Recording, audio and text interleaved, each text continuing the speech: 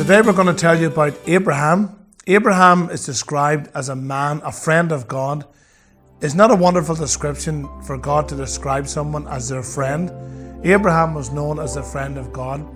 And God, whenever he met with Abraham, he promised him that through his seed, through his children, there would be the greatest family of all. In fact, there would be more children than there is sand in on the seashore. He wasn't referring to physical children, of course, but rather children who believed in God, who believed in the Lord Jesus Christ, the Christian family, God's true family. Abraham was 100 years old, and God said to him, Abraham, you and your wife Sarah was 90, Abraham was 100, you're going to have a child. And Abraham laughed. The Bible actually tells us Abraham laughed and Sarah laughed as well. They never believed God.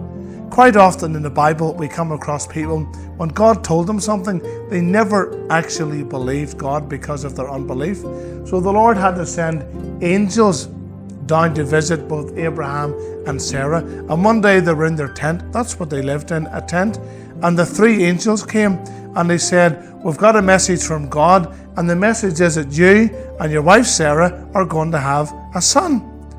And Sarah went into the tent and she began to laugh because she never believed it. She was 90 years old and Abraham was 100. Physically speaking, humanly speaking, that's not possible. But remember, with God, nothing is impossible. Remember Zacharias and Elizabeth in the New Testament, they were similar age. And through them, they had a son called John the Baptist. So nothing was new with God. And whenever they made him tea, they asked him to stay. They made him a cup of tea and to explain more about what was going to happen. And they said, Sarah, did you laugh? Sarah said, no, I never laughed. She did laugh. Because of her unbelief, she laughed. And within 9 or so months, little Isaac was born. Isaac means laughter, or laughter or joy. And I have an uncle called Isaac, and whenever you tell him something, he would laugh and he would sound like this here.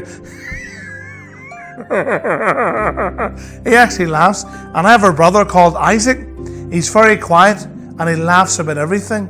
No matter what you say to him, he almost laughs. So they live up to their name, meaning laughter or joy. Now in the meantime, before this here, Sarah thought she was never going to have a child, and not every married woman has children. It's maybe not God's plan for her or them to have children. And Sarah asked Abraham to have a child with her maid called Hagar, and they had a son 16 years before this, and he was called Ishmael. So Ishmael and Isaac became half brothers. But the problem was, as Isaac was growing up, Ishmael became jealous of Isaac, and he began to mock him, make fun of him, and to laugh at him. And Sarah didn't like this. And of course, mocking is wrong. Mocking is cruel.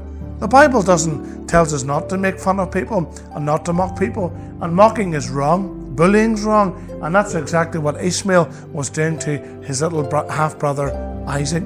And Sarah told Abraham to tell Hagar and Ishmael they must leave the camp and never be allowed to come back again. This broke Abraham's heart. He loved Ishmael. It was his son. But he also loved Sarah, his wife. And now he loved Isaac, the new little boy. And he had to make the decision.